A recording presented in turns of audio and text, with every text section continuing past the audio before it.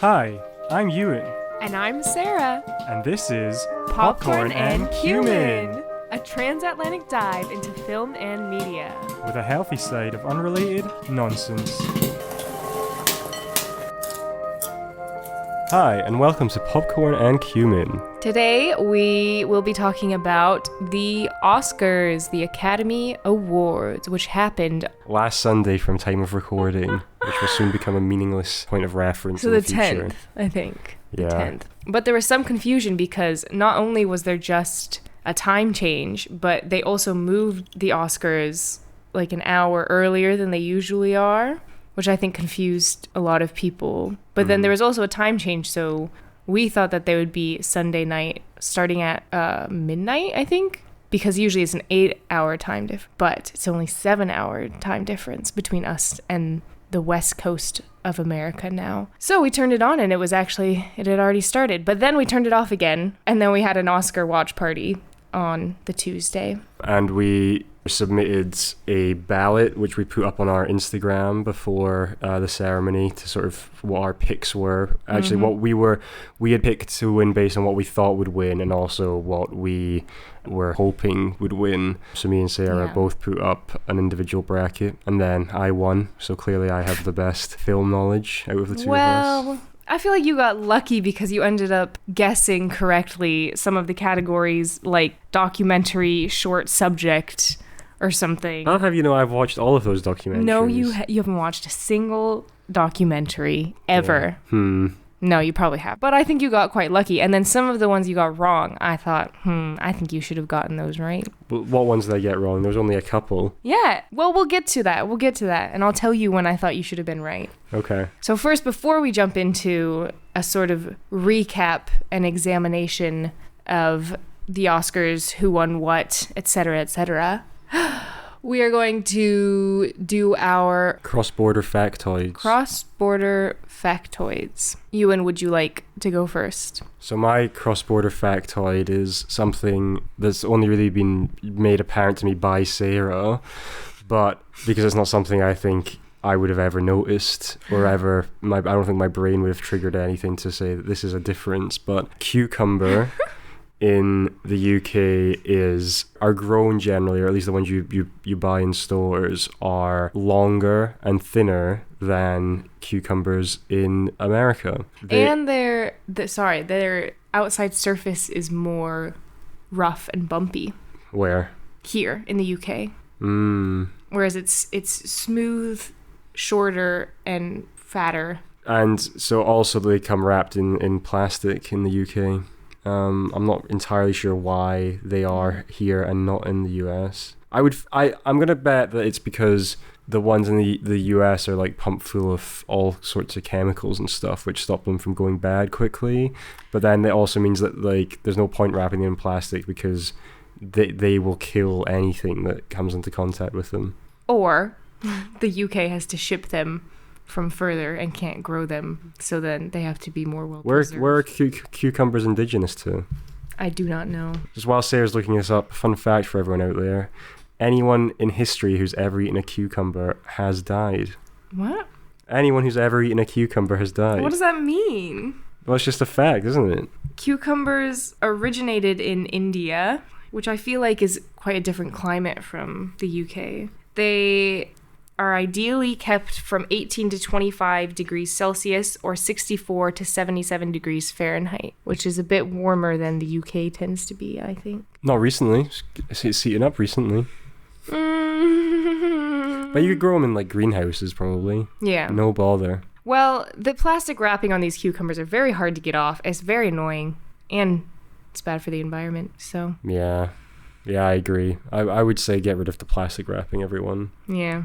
Because I don't understand why would a cucumber need it but not a courgette? Yeah, I don't know. But also, even like most fruits and vegetables here are wrapped in some kind of plastic. But like courgettes usually come in a pack of 4 to 5. Oh, that's another different. Courgette, we are talking about zucchini.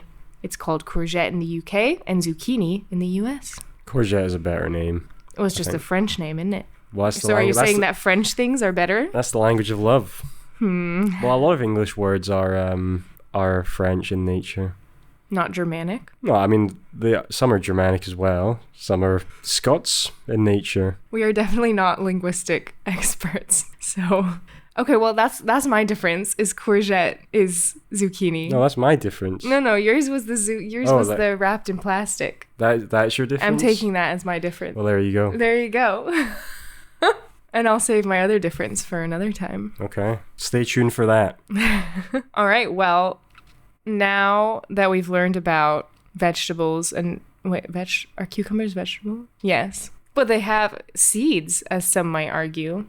Yeah, I'm not really sure how you're meant to define Yeah, them. to be honest, I think that argument is BS because Because I've heard many different things, because I've heard that it's like fruit grow on trees and vegetables grow from the ground, but I don't think that's right. So Yeah, well, I think there's like a scientific definition of fruit, which includes a lot of things that we wouldn't consider fruit, and then there's kind of the popular definition of fruit. Do you think what does it include that we wouldn't consider a fruit? Well, it's like I don't want to be wrong about this, but in scientific terms, it's like anything that sort of grows around, it's like fleshy stuff that grows around usually a like nut or a seed.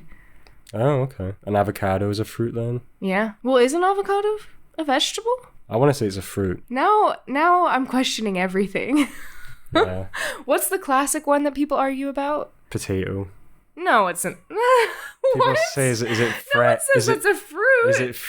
Is it fruit, vegetable, or bread? As is No one in thinks Peep that Show. potato is. Oh, is that what they say in Peep Show? Yeah. No, it's tomato is the one, because it's a fruit, but people I think it's think- a vegetable because it's not. Oh, I don't know, because it's not like an apple or something. Because it's not sweet. Yeah, and you wouldn't just like tuck into a tomato. Although I would, because I really like tomatoes. My granddad, or my papa, as he's known, grows fresh tomatoes in his greenhouse, and they are amazingly tasty. So tomatoes, if you have never had a chance to eat a fresh tomato, they really lose a lot of their flavor once removed from the vine for a couple of hours or whatever. So I don't think anyone should live their life without having eaten a freshly plucked tomato. It's true. My mom tries to grow tomatoes, and sometimes it works. Yeah. And I think that one time my old dog Patty, who we had when I was like a teenager, she came up to me and she smelled extraordinarily like weed. And I had this whole conspiracy theory that my neighbors were growing weed, or like my parents were secretly growing weed in our backyard. They're not, okay? So don't go after them. It turned out, then I investigated, and I like smelled the leaves of the tomato plant, and it smelled a lot like weed. And it smelled like what my dog Patty had smelled like. And I think that she had actually just been eating our tomatoes. Which is also probably not great if she was eating like the whole plant, but...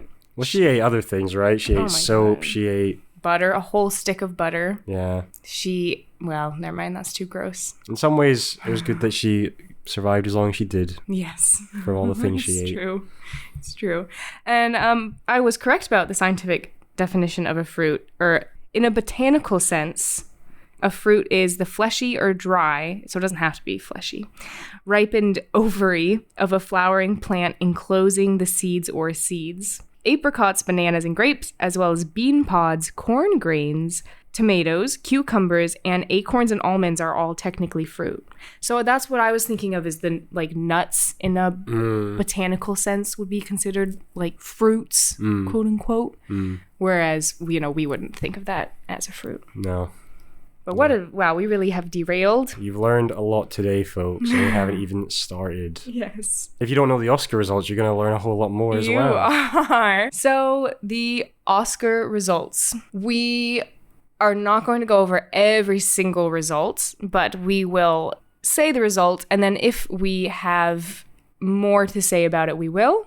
If not, we'll just be like, yep, that sounds right, and move on. Sounds good to me. All right. Knowing us, we'll probably have lots to say about everything. Which topic do you think we should start with? Should we end like the Oscars do with the Best Picture to make everyone wait for let's big just moment? Go through it in the order that we have it. Okay. So, for actor in a leading role. Now, who did you think that this would be? Well, actually, I think we both got it correct. I don't think this was that shocking. Yeah. So Cillian Murphy was, I would say, a hot favorite. I think for a while it was looking like it was going to be a hotly contested race between Paul Giamatti for The Holdovers, which we both saw and really liked, and Cillian Murphy for Oppenheimer, which I also Paul really liked. Giamatti, he won something, didn't he?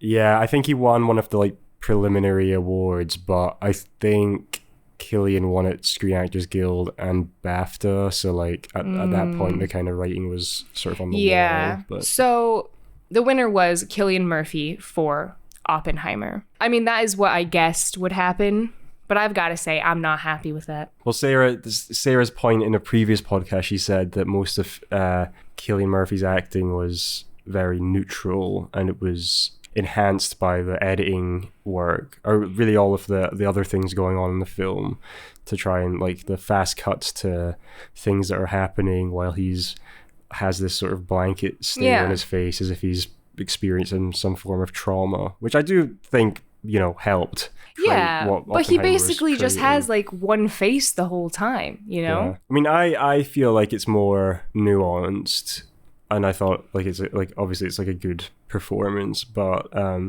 maybe if Oppenheimer didn't have all the hype around it, I don't know, maybe the acting, if Oppenheimer was a worse movie, maybe the acting wouldn't be looked at as favorably either.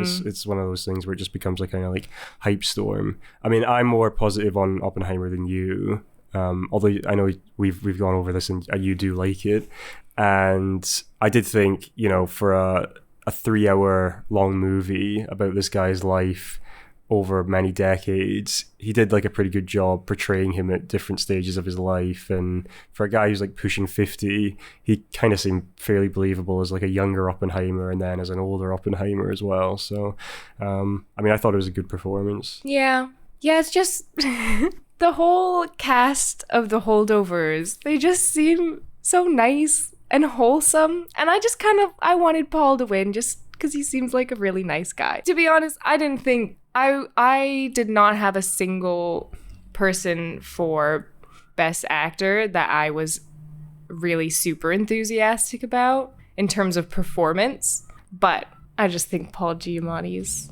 seems nice. Yeah. Everyone says he's really nice. He's always crying at things. It's cute. Yeah. Do you think Ryan Gosling could have been in this category for Barbie? Do you think he's in the movie enough? Well, I think he's in it about as much as Lily Gladstone. That's what I was thinking as well. Yeah. Is in Killers of the Flower Moon, which isn't. I think that she should have been in it more. I'm not diminishing her performance in that. I think she was really good, but I wish that there was more of her. And I don't know if she was nominated for Best Actress, not Best Lead Actress. Yeah. For that.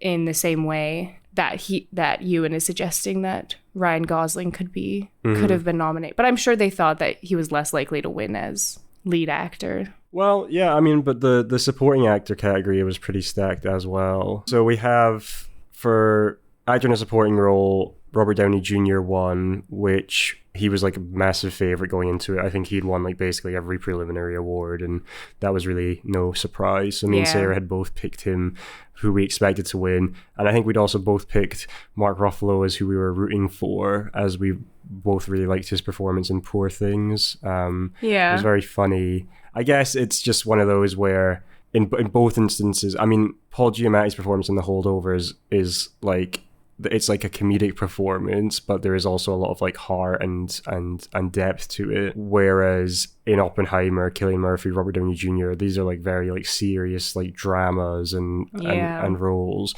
Whereas I don't know, I feel it's nice to see comedic roles get nominated and sometimes win, which I think is quite rare. But I mean, in this category, there's two largely comedic performances in Ryan Gosling and Mark Ruffalo, which were nominated. So I wish that Mark would have won. The Academy just doesn't like comedies, and comedic acting is hard too. Mark Ruffalo does a very good job in that, especially considering how uncomfortable he was with the role, thinking that he could not do sort of comedic acting in this way. And there's a lot of physical humor and stuff that I think isn't easy. And to be honest, I feel like Robert Downey Jr.'s role, not that hard to do. I could do it. Well, you had to pull off wearing a kind of bald cap hairpiece thing. Yeah. Because I definitely don't think that was his actual hair. So good job with hair and makeup for Oppenheimer, I suppose. Yeah. To be honest, I don't remember his performance that much, which, you know, maybe that says something. Yeah, maybe it wasn't super memorable. We did see Poor Things more recently than Oppenheimer, to be fair. I did really like Robert Downey Jr.'s performance. I do feel like for that, there was like really no surprise at all there. One, because he'd won all the preceding awards, but I feel like with him, he kind of has a bit of like a cult of personality about him, where like I feel like he's like really popular in Hollywood and people like really like him for his like comeback story from, you know, having a substance abuse problem and then being in jail, and then, you know, managing to come back and kind of spearheading the MCU, which was like, you know, massive for cinema for like 10 years. So, and I do remember like a couple of years ago there had been quite a lot of people who were, or at least like a small campaign of people who were trying to get him nominated for his performance as Iron Man, which I think particularly in like Endgame, which I don't know, I mean, I can't really remember if it was a particularly notable performance or not. I remember it being good. I mean, he's always good, so, but unsurprising win. Yeah, I'm fine with it.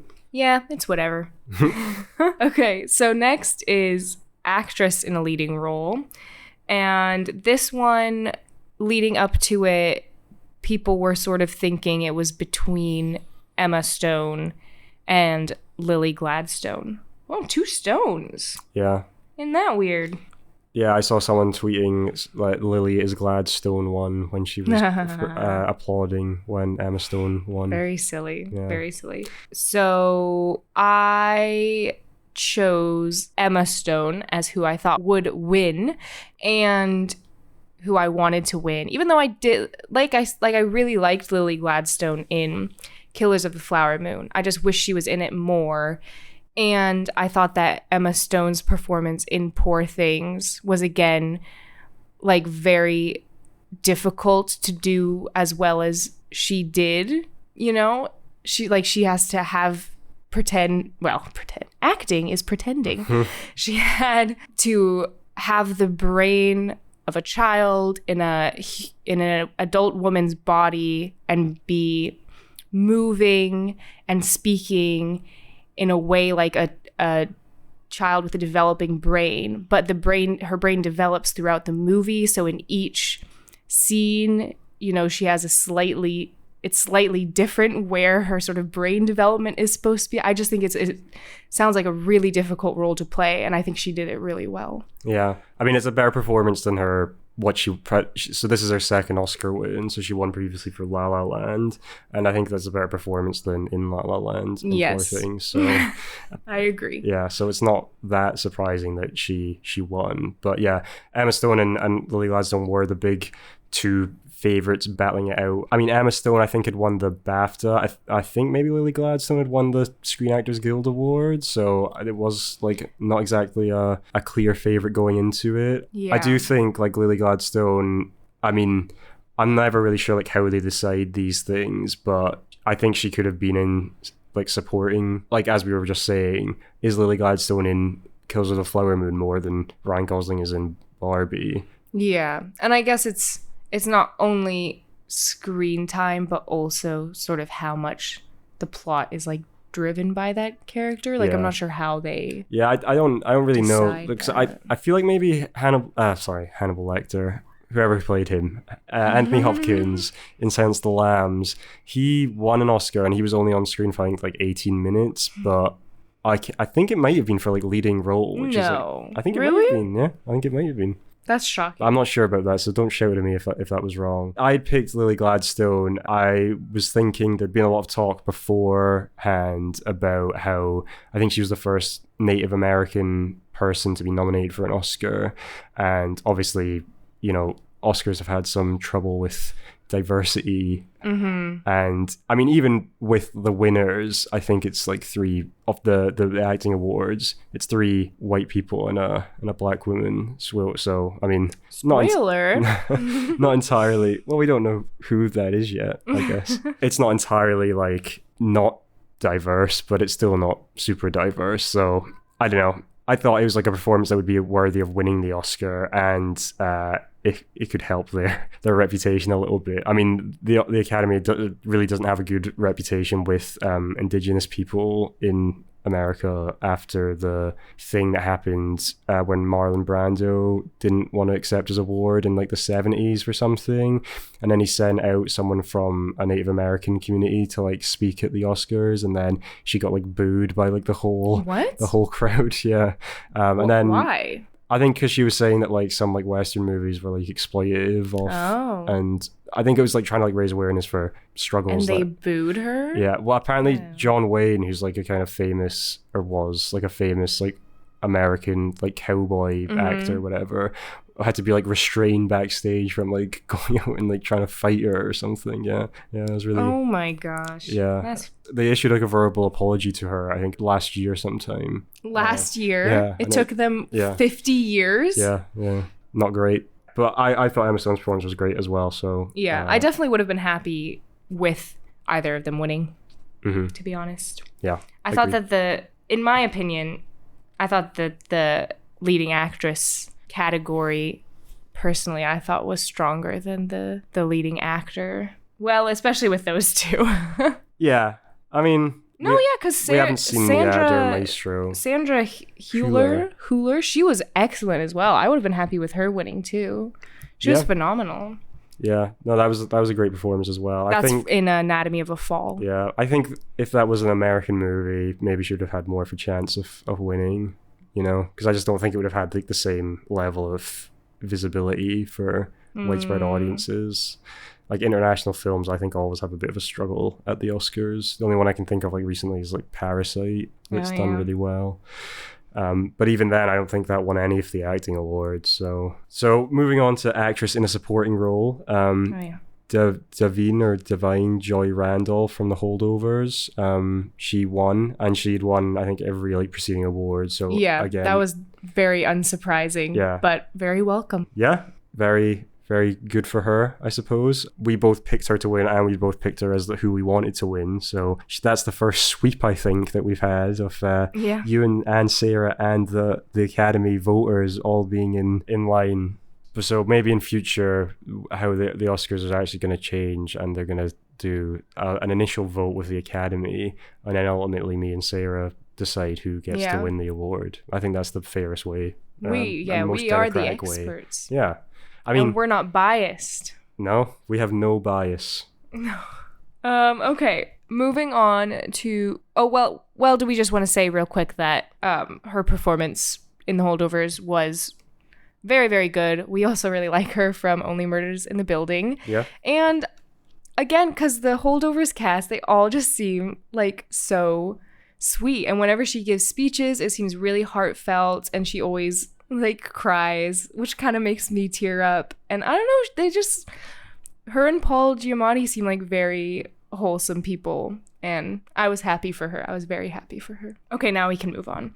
Directing. So for this one, I had a write-in on my ballot for who I wanted to win, which was Greta Gerwig, because I am angry that she was not nominated, but I correctly guessed who would win, and so did Euan. So who won? Christopher Nolan for Oppenheimer, which is his first directing Oscar. So I kind of felt like there was a bit of, even if Oppenheimer wasn't as successful and beloved as it has turned out to be in the kind of film community, I almost feel like there would be a sort of sense that, we should probably have given Christopher Nolan an Oscar by now, so he gets to win this one. Kind of what happened with like Leonardo DiCaprio for The Revenant, when he won an Oscar finally. Just a bit of an aside, I always found that discussion like quite weird. Like, it was a bunch of people who aren't really like that into film and who don't really like care about the Oscars or whatever, which, you know, you can be the judge of whether there's something to be cared about or not. But it became this like big thing. It's like, I can't believe Leonardo DiCaprio hasn't won an Oscar. He's so good at acting. And I'm like, there's plenty of other amazing actors who haven't won Oscars and have been nominated for more Oscars than Leonardo DiCaprio. So I didn't think it was like this massive injustice that everyone was making it out to be. And then he won for a role that, like, I mean, it's like a good performance. I would have to like look at the nominees to see if he was the deserved winner, but he won for a silly little movie where he's just chasing a bear for 3 hours. Yeah, or something like Sarah that. has this crazy image in her head of how The Revenant plays out, and it's just so far from reality. It's just a guy out in the wilderness trying to find some big bear, but then the bear's following him or something. No, that's what it's about. Is that what it is? Yeah, he's trying to find a bear for some reason. Yeah, and the bear trying to find him. Who's gonna find the other first? And then he says, "Bear with me." That was a very good joke. Did you want to say anything more about directing? I'd picked Yorgos Lanthimos for Poor Things. For who you wanted. Yeah. Who you were rooting for. Yeah, and Poor Things did win.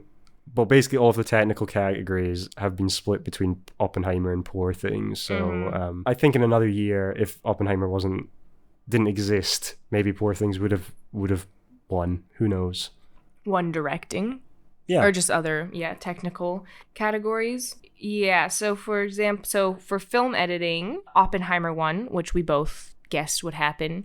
And this is kind of what I was saying with Cillian Murphy's acting, is that I thought the film editing was excellent, and that gave more insight into his character and the way he was feeling than the acting, which is what which was purposeful. But I just think that I think the film editing for Oppenheimer did deserve to win.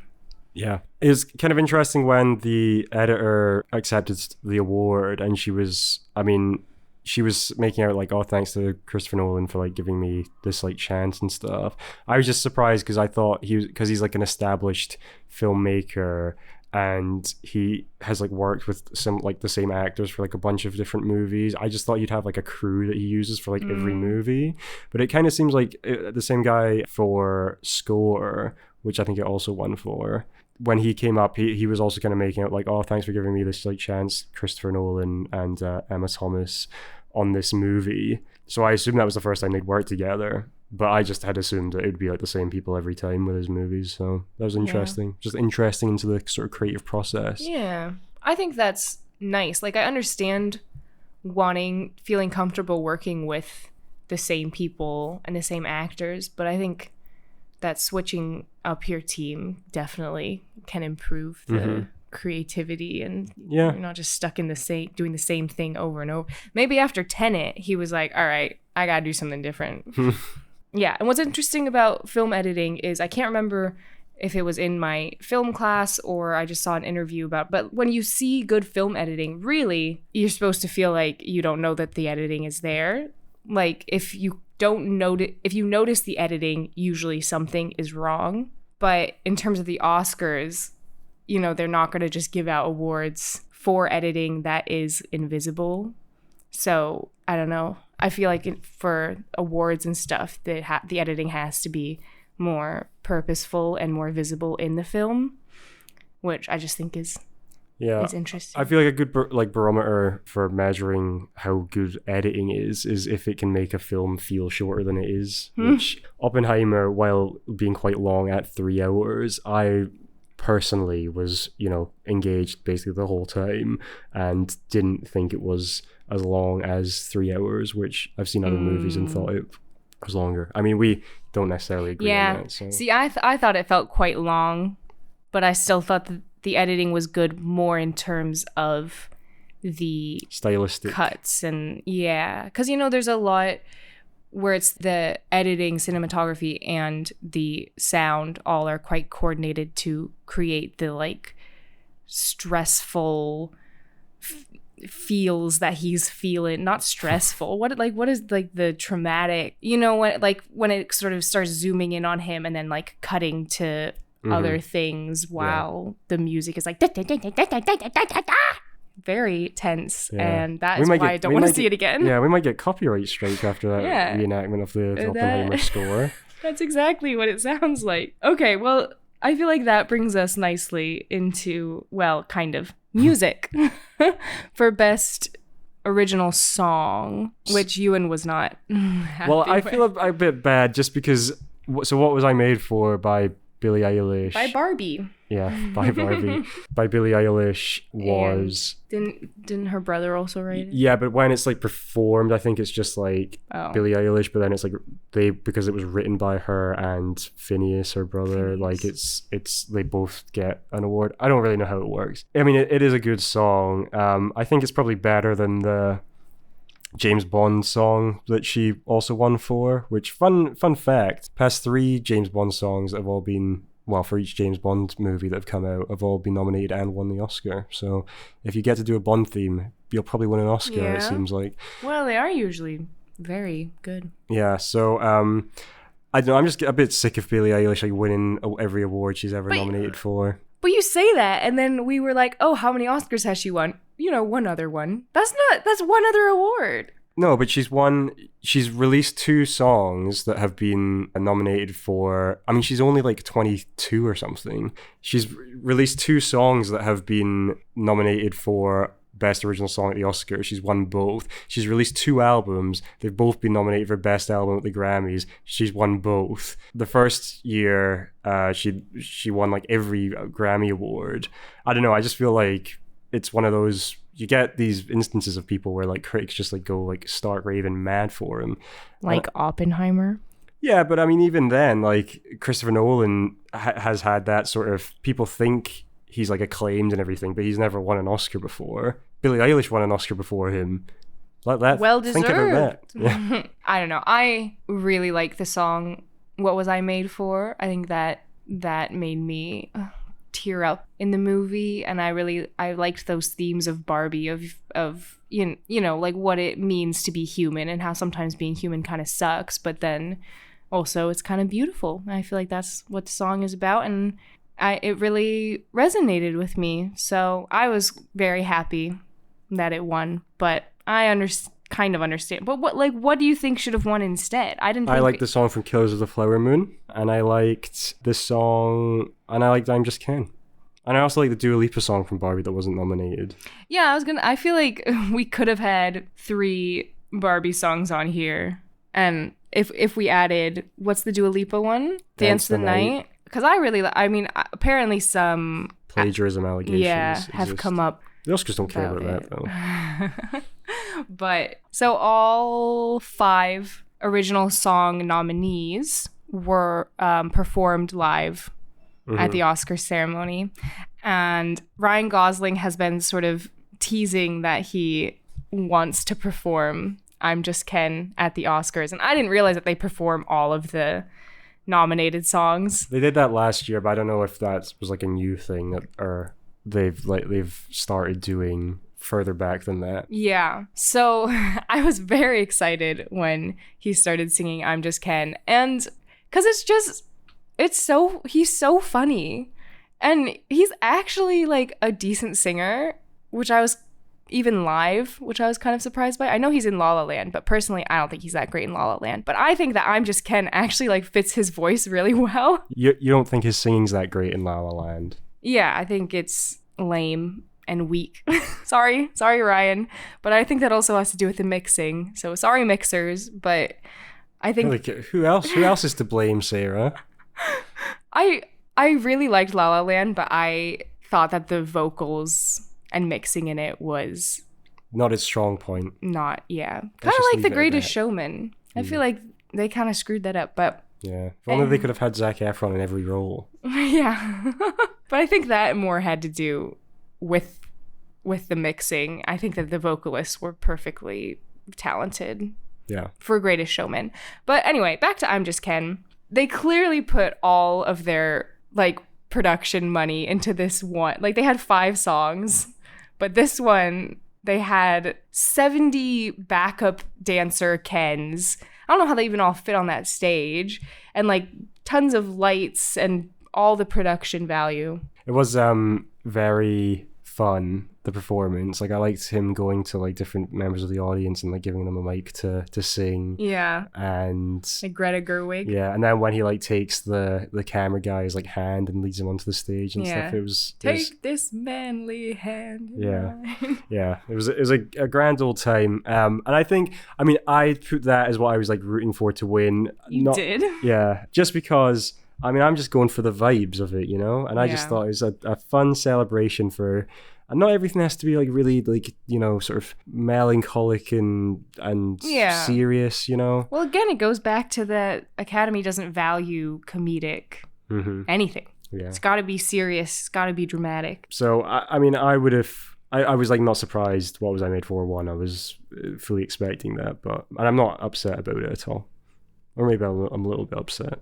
There's a tear rolling down my eye. I'm certainly not upset. Moving on, so best international feature film, we have the first win for the UK. Yeah, shout out UK on top.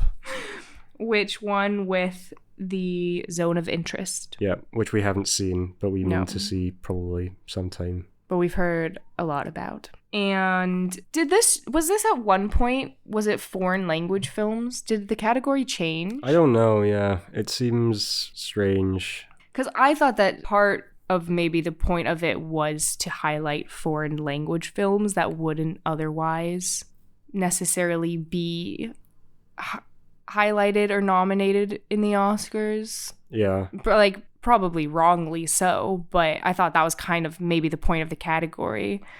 So then to just...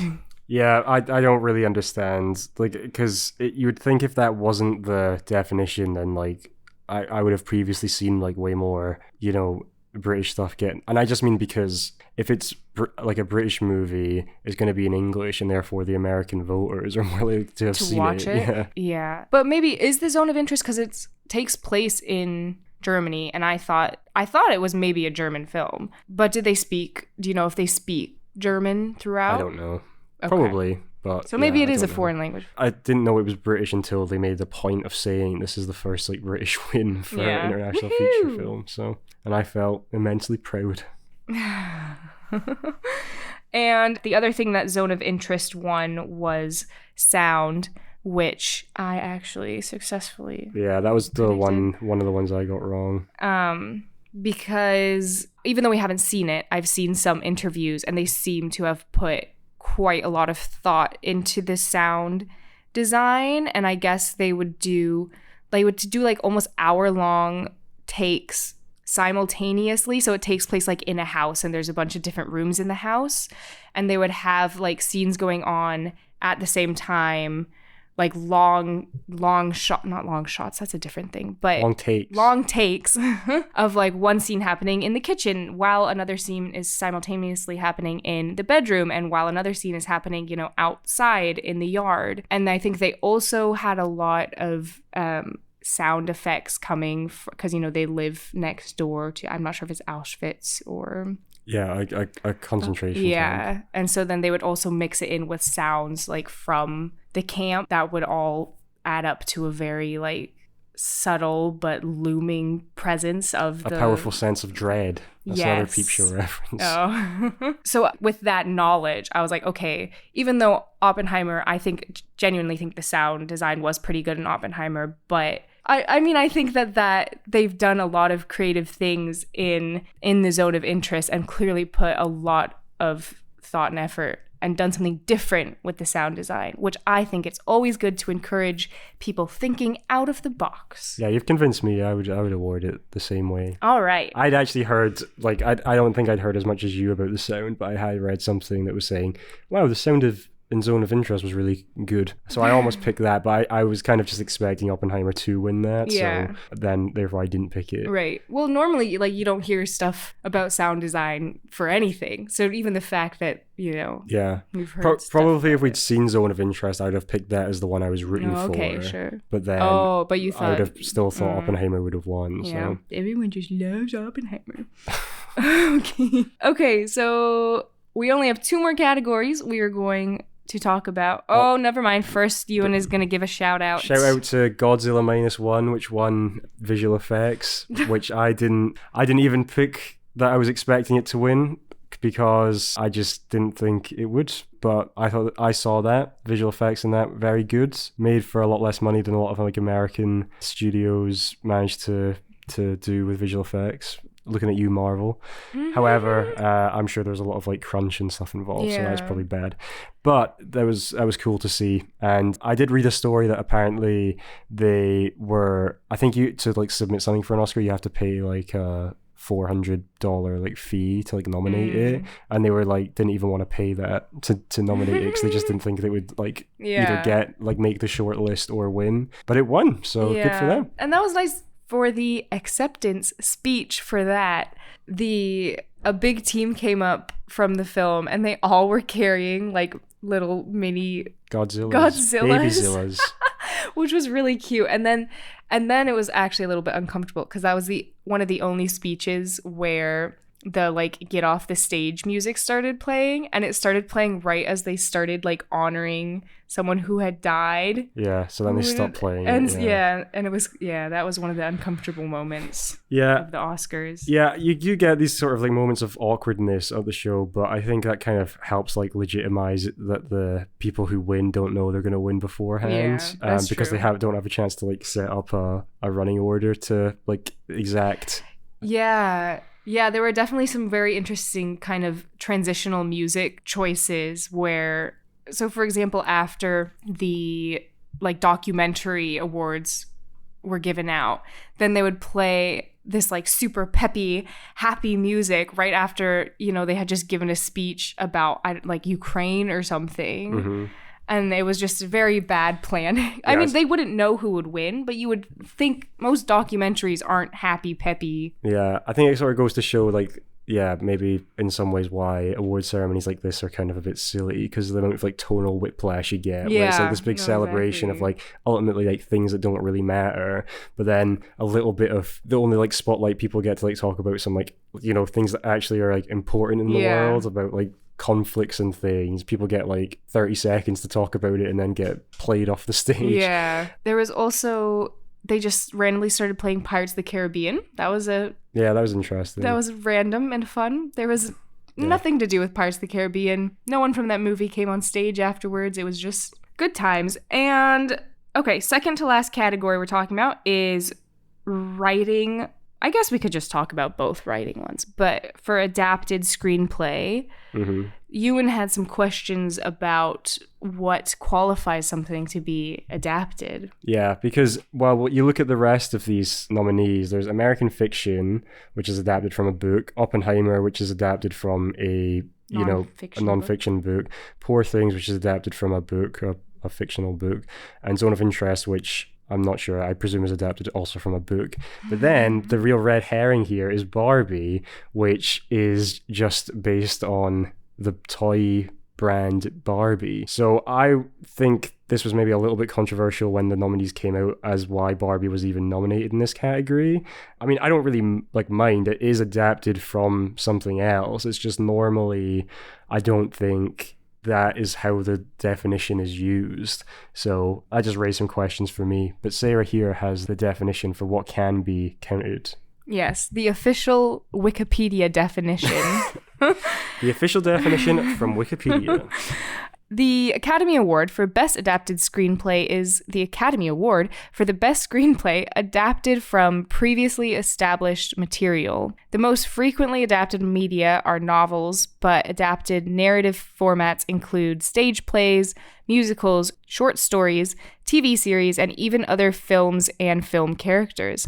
Now, it doesn't say toys, but I guess that would be previously established material and would sort of fit into the other characters category of that. It is weird, and it is a bit more original than, adapting a book, because that you already have the characters, the story, you already have most of the plot nailed down. Yeah, like when it comes up on the screen of like the nominees, it was just like Barbie based on Barbie by Mattel, which is the company that owns Barbie or makes Barbie. So I mean, that was interesting. And so Barbie was nominated, but it did not win. I picked American Fiction to win, which did win, so I was right there. And I picked that I wanted Poor Things to win, although I actually really only picked that from my sort of national pride of seeing a Scottish thing nominated. Yeah, and you like the author. Alistair Gray. And although I was a little bit conflicted about picking that it should win for adapted screenplay, because to be honest, Poor Things makes quite a lot of changes from the book, which some of them, I guess, were fine, and some of them I didn't really like.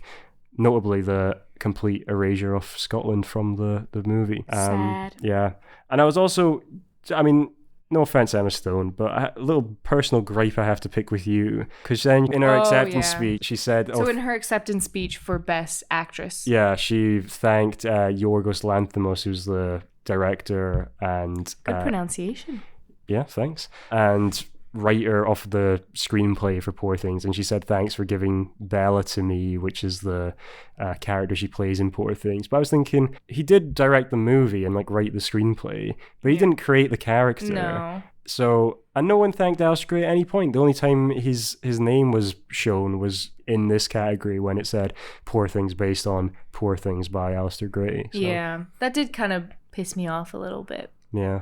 Because you're a writer. Yeah. If you had written a book and then it was adapted into a movie, you want you to get some credit, true. You know? But the thing is for the other ones adapted from books, the authors weren't mentioned either. But they didn't win.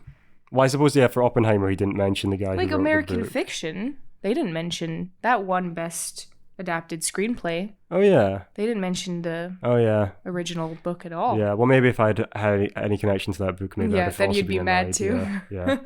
Yeah, I do think that there should be more recognition for the authors. Speaking as someone in the publishing industry who also is a writer. I mean, obviously they're getting paid and such for it, but you want recognition for creating the world and creating the characters and all that jazz. So we'll just go to writing for original screenplay. So these are the non-adapted writing awards.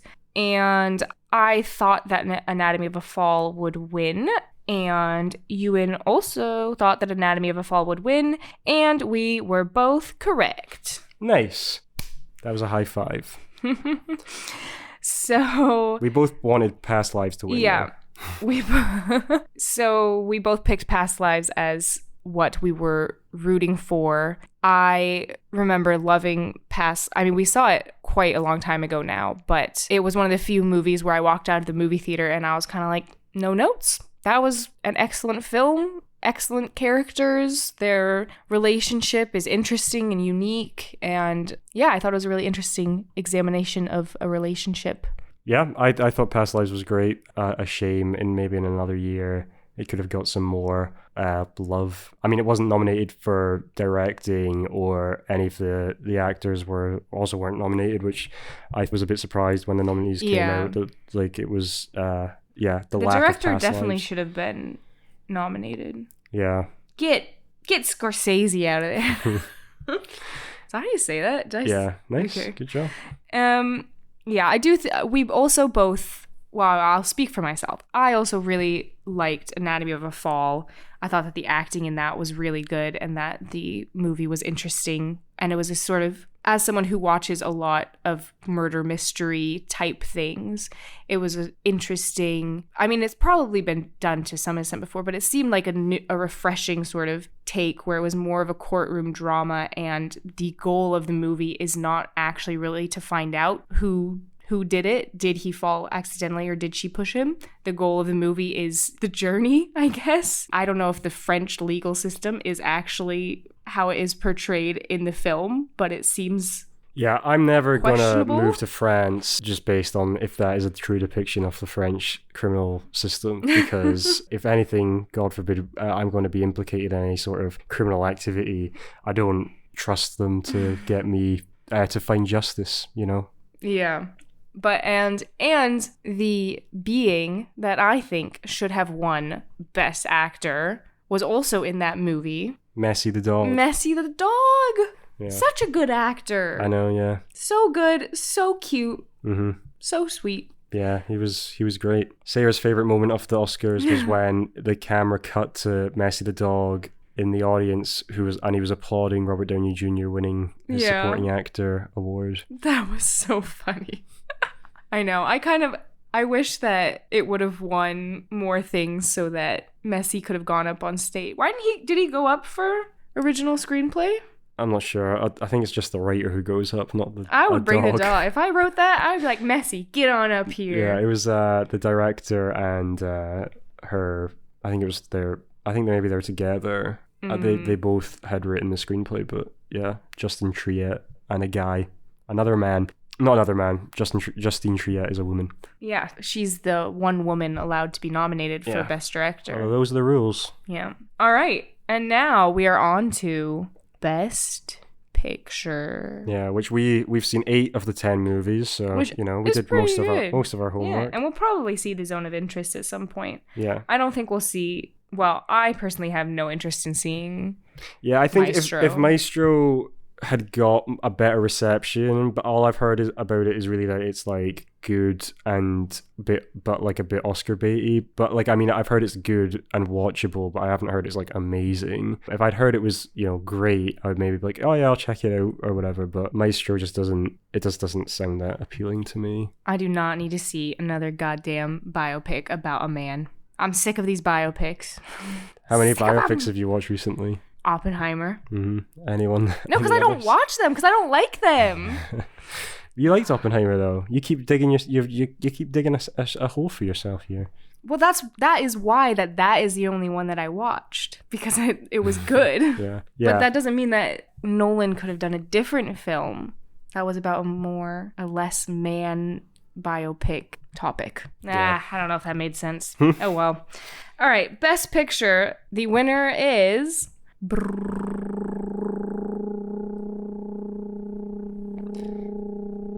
Unfortunately, a hummingbird has entered the studio. It's a drum roll. No, I understood that. Well, I was trying to make this have more of a build-up than it was at the actual Oscars, because at the actual Oscars, this... You're going to say this guy, Al Pacino? No, I was going to say this announcement was very... But yes, Al Pacino's delivery of the Best Picture winner was very strange. Yeah. Very anticlimactic. Yeah, he almost came out as if he was like in character in some sort of role.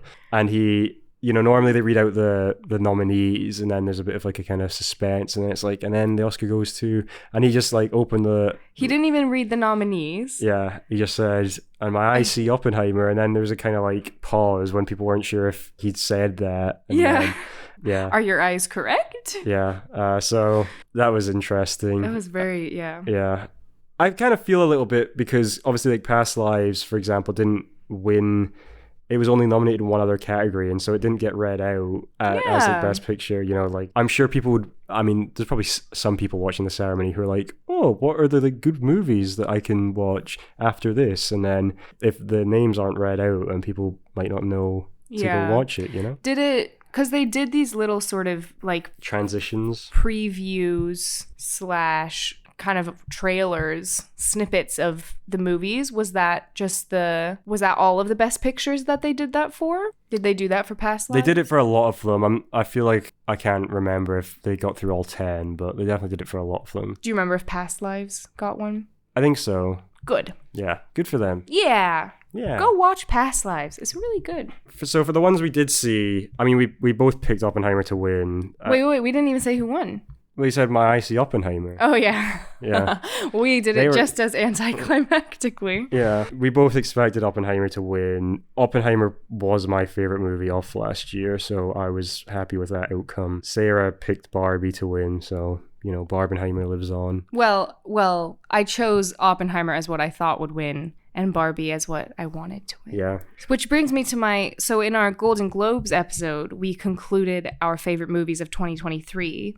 But now since then, we've seen more of these nominees and such. But are you sticking with Oppenheimer? I think so, yeah. I think Oppenheimer and Poor Things are the two best movies there. And then everything else is maybe just like slightly below it, but of like about equal quality. So I'm counting American Fiction, Anatomy of a Fall, Barbie, The Holdovers, Killers of the Flower Moon, and Past Lives, which I all would like and highly... probably Zone of Interest, but we haven't seen that. I haven't seen that. I'd highly recommend like all of them. I think they're all great to various extents. Obviously, a lot of them are quite different from each other, but a good variety of things to enjoy. But yeah, for me, I thought Oppenheimer was the best thing, and Poor Things are just a bit behind that. Yeah, it was a really strong year, I think. I mean, to be honest, most years I do not watch this many of the Best Picture nominees.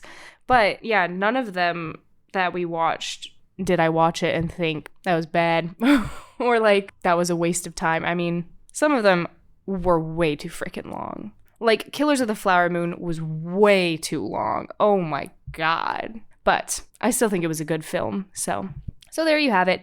And I think I would stick with my pick for my favorite movie of 2023, which was Barbie, simply because that is the one that I enjoyed the most whilst in the theater. But closely behind it would be Anatomy of a Fall and Past Lives and Poor Things. So a lot of good ones. Yeah. Good job, everyone. Good job, movie makers. You made some good stuff. Good movies. All right. Well, do we have any other thoughts on the ceremony or? Maybe they should have an award for best podcast. Yeah. And we win that one. That can be the one that we don't decide. Or but we're the only that nominee. Yeah. Maybe we should have the Popcorn and Cumin Awards, where we get to choose all the nominees. Yeah. And the winners. Yeah, maybe that's a future idea. Submit your films to us. Yeah. And we just make up some categories. Yeah. Best dog. Best dog actor. Now, would a CGI dog count, like Scooby-Doo? Maybe we could have two. Maybe it could be dog-based awards. So we have one category that's best dog actor, one category that's best dog character. Like in terms of they have the best personality? Yeah, like the best written character. Okay. And then we could also have best voice actor of a dog. We could extend it to all animals. So we could also have a best animal actor. But then things could just get crazy. Yeah. That award ceremony would be a nightmare. Oh, that would be so fun. That's the dream, I think. Combining our passions for animals and movies. Sarah also has a dream to create a dog-based airline. Shh. Cut that out. Someone's going to steal it. Okay. It's a good idea. People need to transport their pets, okay? And it's getting harder and harder, and airlines are dicks about it. But the idea was that you're going to have a separate plane flying behind the original plane. No, that's not my idea. With a dog You're pilot. making this up. No, Okay. no. I can't. Should I say, do you think someone will steal my idea? No. Keep that in your brain for now. Okay. Don't steal anyone's ideas, people. You'll have to come talk to me personally, and maybe I'll tell you my idea. That concludes the Popcorn and Cumin Oscar ceremonies. Ding, ding, Do Pirates of the Caribbean. Ding, ding, ding. Oh, wait, that's Hunger Games. Yeah. Okay, bye. Thanks for listening to this episode of Popcorn and Cumin. We are now on Instagram. You can find and follow us at Popcorn and Cumin. That's "and" spelled out rather than an ampersand. Again, that is Popcorn and Cumin. We'll be sharing some spicy updates and fun little videos and stuff, so check it out. And if you like the show, tell your friends. Until next time, don't forget to have your daily bowl of popcorn.